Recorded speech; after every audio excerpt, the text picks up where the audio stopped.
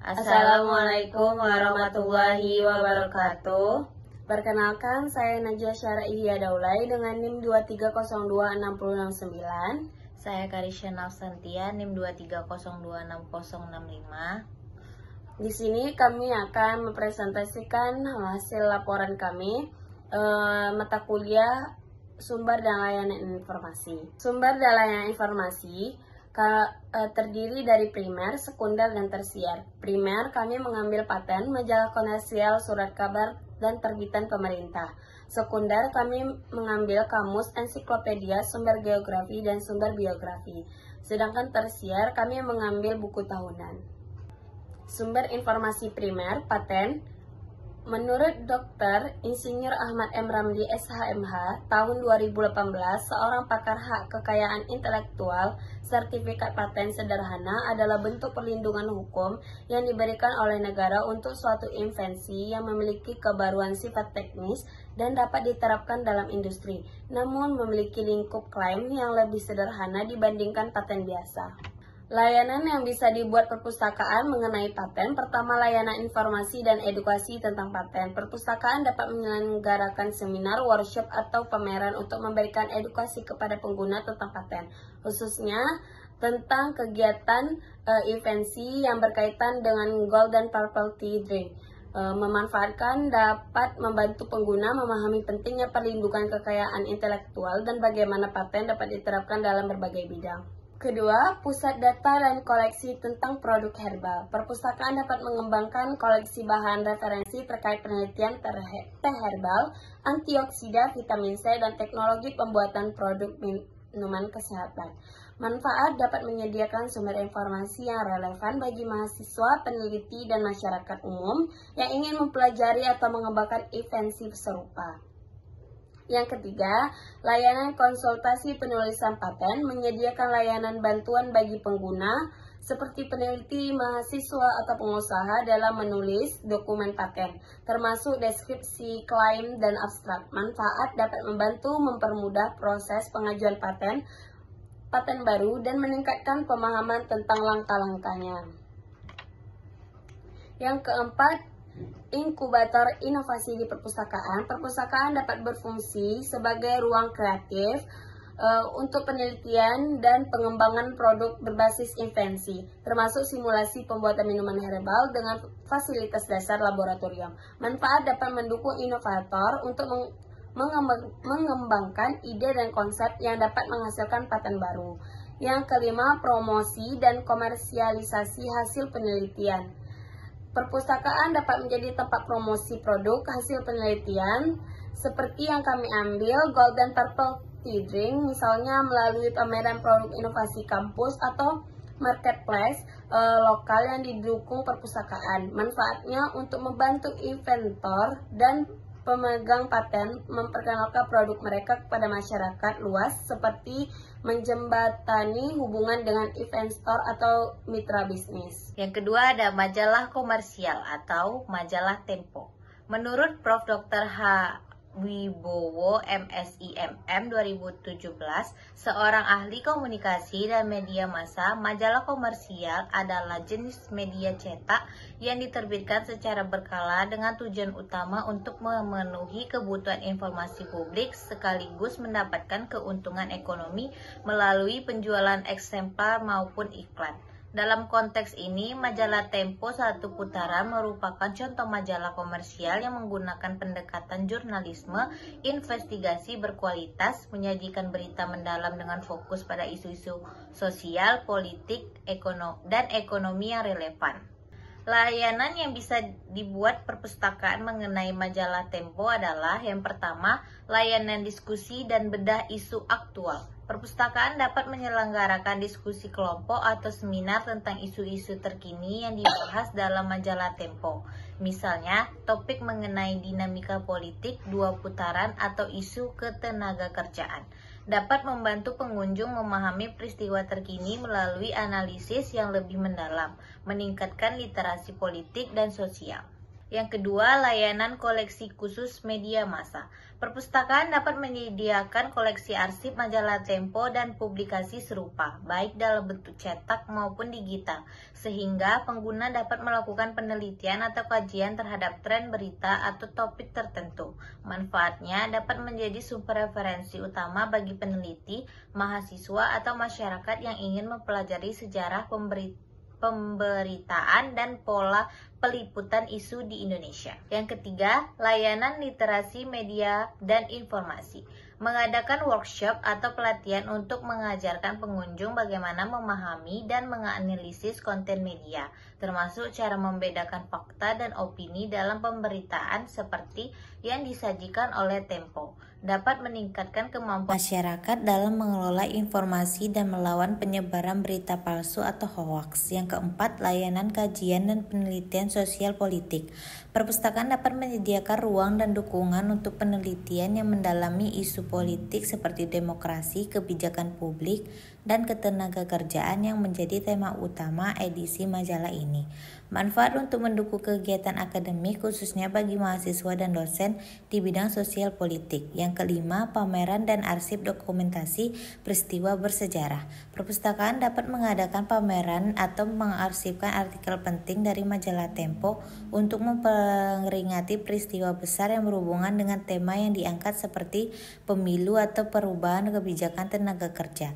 Manfaatnya adalah untuk menyediakan ruang edukasi yang interaktif dan menarik bagi pengunjung untuk mempelajari peristiwa bersejarah melalui media massa. Yang ketiga, surat kabar. Menurut Profesor Dr. Taufik Abdullah tahun 2004, seorang sejarawan dan penelitian media massa di Indonesia, surat kabar Kompas adalah salah satu media cetak terkemuka di Indonesia yang memiliki peran penting dalam perkembangan jurnalistik dan penyebaran informasi di tanah air. Didirikan pada tahun 1965, Kompas dikenal sebagai surat kabar yang mengedepankan integritas, akurasi, dan objektivitas dalam pemberitaan. Layanan yang bisa dilakukan perpustakaan mengenai surat kabar pertama yaitu layanan literasi pemilu, program edukasi untuk meningkatkan pemahaman masyarakat tentang demokrasi dan pentingnya menggunakan hak pilih, dengan melakukan diskusi tentang tata cara pemilu dan pilkada, simulasi kegiatan, simulasi pencoblosan bagi pemilih pemilu. Yang kedua, koleksi dan layanan digital. Layanan digitalisasi mengonversi artikel surat kabar menjadi koleksi digital untuk akses yang lebih mudah dan pelestarian, mengintegritaskan informasi terkait pilkada ke dalam portal perpustakaan digital. Yang ketiga, layanan penelusuran informasi pemilu, membantu pengunjung menemukan data atau artikel khusus terkait tema pilkada, demokrasi, dan hak pilih dari berbagai sumber, seperti koran, jurnal, atau buku, memberikan panduan penggunaan database online yang relevan, seperti portal berita arsip. Yang keempat, layanan pelatihan relawan pemilu. Perpustakaan dapat menjadi tempat pelatihan bagi relawan pemilu dan warga yang ingin membantu dalam penyelenggaraan pilkada, menyediakan sesi pelatihan mengenai prosedur pemilu, pelatihan untuk menjadi petugas TPS, dan penyuluhan untuk menjadi relawan yang membantu masyarakat dalam menggunakan hak pilih. Yang kelima, layanan pencarian data pemilu dengan riset. Layanan pencarian data dapat membantu pengunjung dalam mencari dan menganalisis data tentang pemilu, baik melalui arsip surat kabar, jurnal akademik, atau laporan resmi dari KPU. Terbitan pemerintah. Menurut Dr. Jo Hermansyah Johan tahun 2015, seorang pakar otonomi daerah dan pemerintahan, Undang-Undang Pemerintahan Daerah UU Nomor 23 tahun 2014 merupakan tonggak penting dalam pengaturan hubungan antara pemerintahan pusat dan pemerintahan daerah di Indonesia. Undang-undang ini mengatur mengenai pembagian kewenangan, struktur pemerintahan daerah, dan pelaksanaan otonomi daerah secara lebih sistematis. Layanan yang bisa dibuat perpustakaan mengenai terbitan pemerintah. Yang pertama, layanan koleksi peraturan perundang-undangan, menyediakan akses fisik dan digital terhadap buku ini sebagai referensi bagi pengguna yang memerlukan informasi tentang pemerintahan daerah, menyediakan koleksi cetak buku yang di bagian referensi perpustakaan. Jika tersedia menyediakan akses e-book melalui katalog perpustakaan digital, memasukkan buku ini ke dalam kategori khusus koleksi hukum dan pemerintahan. Yang kedua, layanan literasi hukum. Program untuk meningkatkan pemahaman pengguna terhadap isi buku ini dan undang-undang terkait pemerintahan daerah. Mengadakan kelas literasi hukum sederhana, membuat poster atau infografi ringkas tentang poin-poin penting Undang-Undang Nomor 23 Tahun 2014 dan perubahannya. Menyediakan video pembelajaran singkat di area multimedia perpustakaan. Yang ketiga, layanan kelas literasi hukum. Mengadakan pelatihan untuk pengguna perpustakaan tentang cara membaca, memahami, dan menggunakan undang-undang. Menyusun materi literasi hukum dalam bentuk presentasi, video, atau brosur sederhana. Yang keempat, layanan studi kasus. Membantu penggunaan mengakses studi kasus tentang penerapan Undang-Undang Nomor 23 Tahun 2014 di berbagai daerah. Menyusun laporan tematik berdasarkan data dari buku ini dan sumber lain.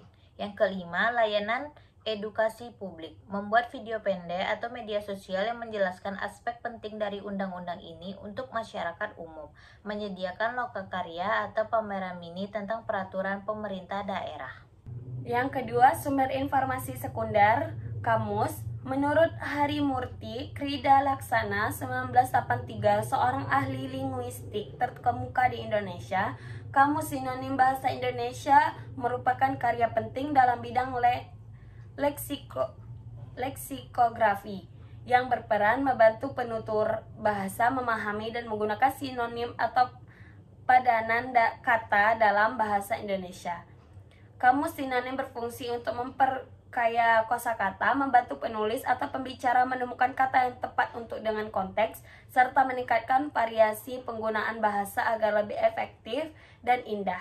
Dalam dunia linguistik, sinonim tidak selalu memiliki makna yang sama persis, melainkan seringkali memiliki nuansa berbeda yang dapat memengaruhi makna kalimat.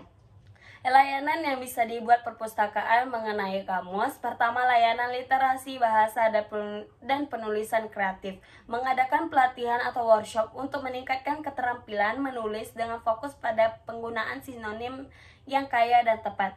Peserta diajarkan cara memanfaatkan kamus sinonim untuk membuat tulisan lebih bervariasi dan menarik. Dapat membantu pengguna, terutama pelajar, mahasiswa, atau penulis untuk memperluas kosakata dan menulis secara lebih efektif.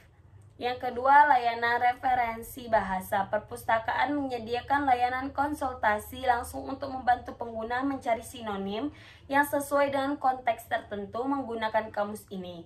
Petugas perpustakaan dapat membantu mencarikan sinonim untuk keperluan tulisan formal, akademik, atau kreatif. Manfaatnya dapat memberikan kemudahan bagi pengguna untuk mendapatkan referensi cepat dan tepat.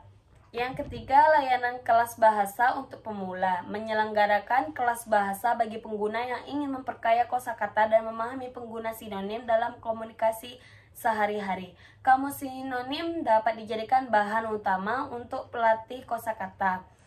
Membantu meningkatkan keterampilan berbahasa bagi pengguna dengan kebutuhan dasar atau lanjutan. Yang keempat, layanan game atau kuis sinonim. Perpustakaan dapat membuat permainan edukatif berbasis sinonim seperti tebak kata atau kuis sinonim dengan hadiah menarik. Misalnya meminta peserta mencari sinonim yang tepat berdasarkan petunjuk tertentu dalam waktu terbatas, menjadikan belajar bahasa lebih menyenangkan dan menarik perhatian pengunjung, terutama pelajar atau anak muda. Yang kelima, pojok karya penulisan. Membuat pojok khusus di perpustakaan lengkap dengan bahan referensi seperti kamus sinonim bahasa Indonesia untuk mendukung pengguna yang sedang menulis puisi, cerpen, atau karya ilmiah.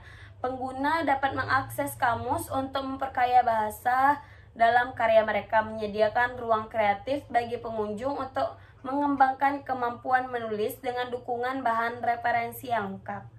Ensiklopedia Antariksa. Antariksa merupakan ruang di luar angkasa yang tidak memiliki udara dan gravitasi, serta dihuni oleh berbagai benda langit seperti planet, bintang, asteroid, komet, dan lain sebagainya.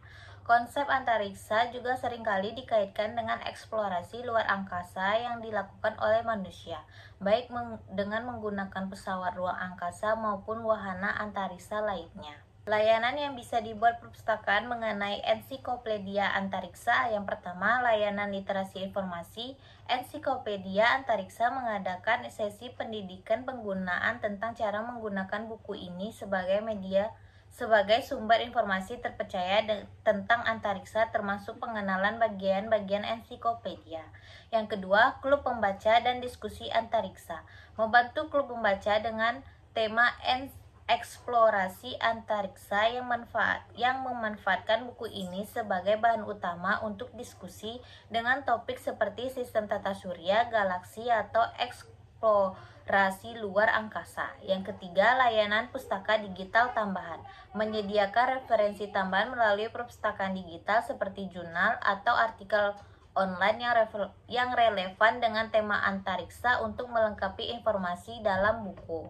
Yang keempat, diskusi ilmiah untuk mahasiswa dan guru. Mengadakan diskusi ilmiah berbasis buku ini seperti seminar kecil tentang masa depan eksplorasi antariksa dengan buku ini sebagai referensi utama. Yang kelima, cerita dan edukasi antariksa untuk anak-anak. Mengadakan sesi storytelling bertema antariksa dengan ilustrasi dari buku ini. Dilanjutkan dengan aktivitas seperti menggambar planet atau membuat model tata surya sederhana.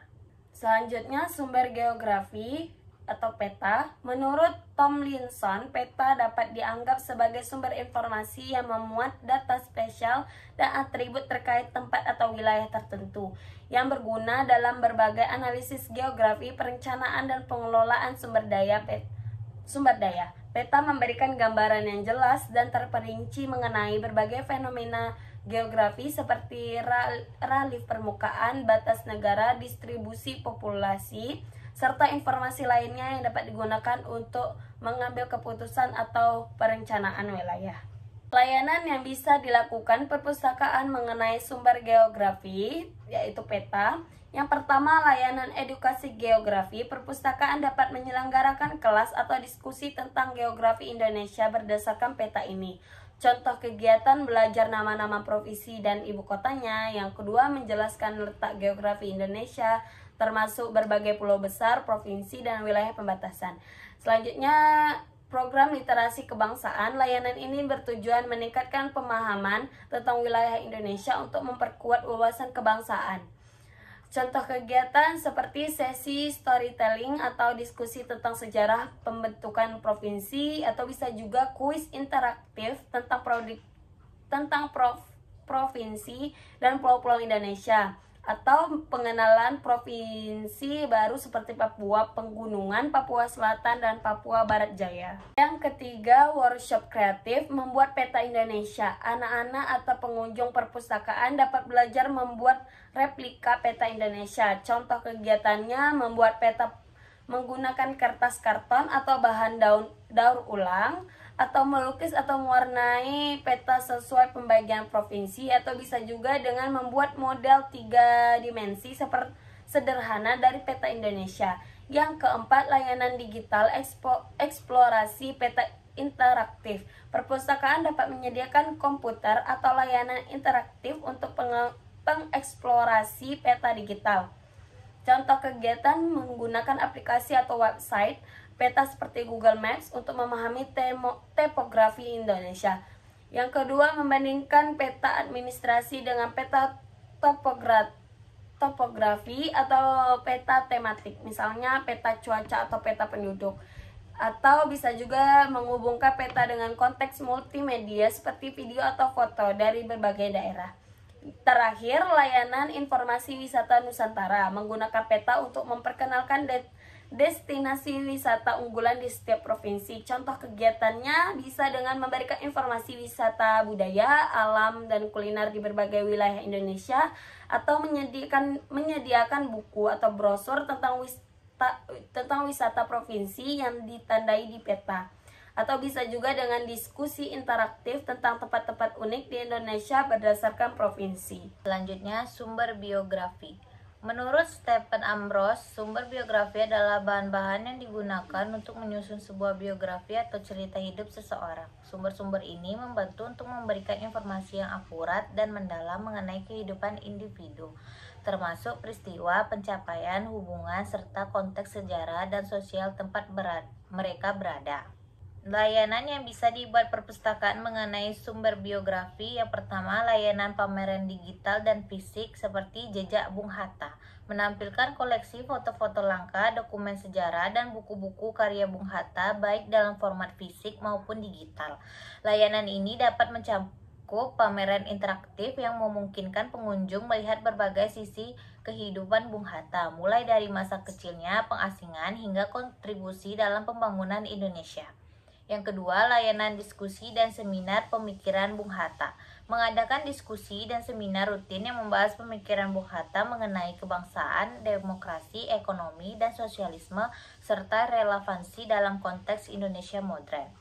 Yang ketiga, layanan program tentang mengikuti jejak Bung Hatta. Program ini menawarkan kunjungan ke tempat bersejarah yang terkait dengan Bung Hatta seperti rumah kelahirannya di Bukit Tinggi, perpustakaan pribadi di Padang, serta tempat-tempat yang pernah ia kunjungi selama di pengasingan. Yang keempat, layanan wirausaha dan pemberdayaan ekonomi. Layanan ini akan mengembangkan program untuk memberdayakan masyarakat dalam bidang wirausaha dengan mengikuti jejak Bung Hatta dalam mendukung koperasi dan ekonomi rakyat.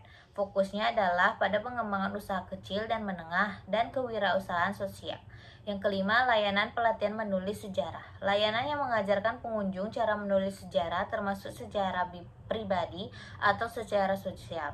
Hal ini dapat menginspirasi orang untuk mencatat sejarah hidup mereka atau memahami dan menulis sejarah bangsa seperti yang dilakukan oleh Bung Hatta. Yang ketiga, sumber informasi tersier buku tahunan. Menurut Eugene Garfield, seorang ahli informasi dan pendiri Institute for Scientific Information atau ISI, sumber informasi tersier seperti buku tahunan atau yearbooks adalah salah satu jenis referensi yang sangat penting dalam perpustakaan.